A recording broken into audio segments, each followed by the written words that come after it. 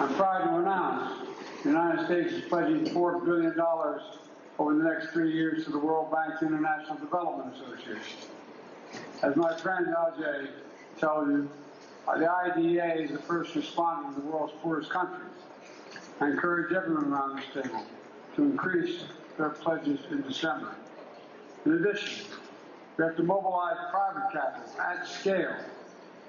I'm proud of my country's work in this fund, including mobilizing $60 billion through the Partnership for Global Infrastructure and Investment. That partnership will be a game changer for food security, especially in the Libido corridor in Africa. Second, debt relief. Too many nations are forced to choose between investing in the future and paying off their debt. That's why earlier this year, I came together with Kenya to announce the Nairobi, Washington vision. It boils down to a simple proposition.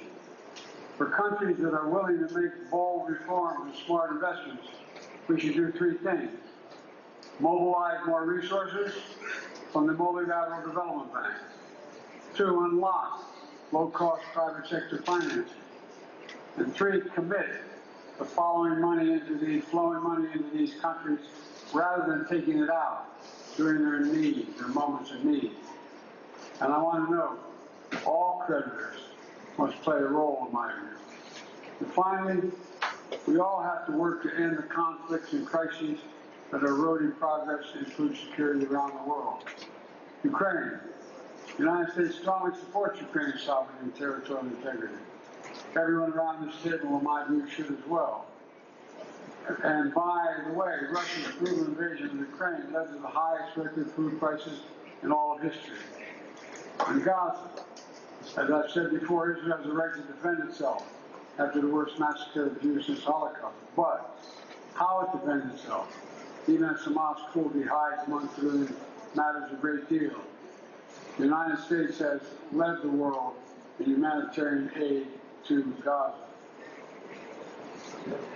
And we're going to keep pushing to accelerate a ceasefire deal that ensures Israel's security, that brings hostages home, and ends the suffering of the Palestinian people and children.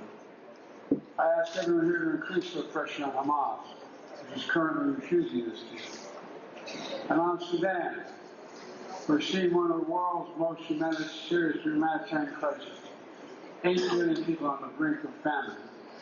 This deserves our collective outrage and our collective attention. External actors must stop arming generals and speak with one voice to tell them, stop tearing your country apart, stop blocking aid to the Sudanese people, stop the violence. Let me close with this. As you know, this is my last G20 Summit. We've made progress together, but I urge you to keep going. I'm sure you will, regardless of my urging or not. This group has within its power to usher in a new era of sustainable development, to go from billions to trillions in assistance of those most in need. This all may sound lofty, but this group can lay the foundation to make that achievable. Thank you very much, and I look forward to the rest of our discussion. Today, at the G20 Summit in Brazil, President Joe Biden delivered remarks emphasizing the United States' commitment to global stability and support for Ukraine's sovereignty. Addressing the assembly, he stated the United States strongly supports Ukraine's sovereignty and territorial integrity. Everyone around this table, in my view, should as well. End of quote. President Biden highlighted the impact of Russia's invasion on global food security, noting Russia's brutal invasion of Ukraine led to the highest record food prices in all of history.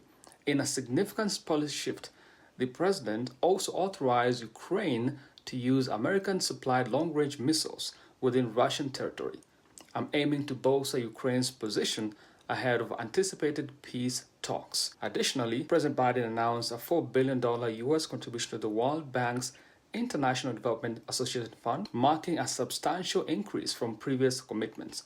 These actions underscore the United States' dedication to addressing global challenges and supporting international development.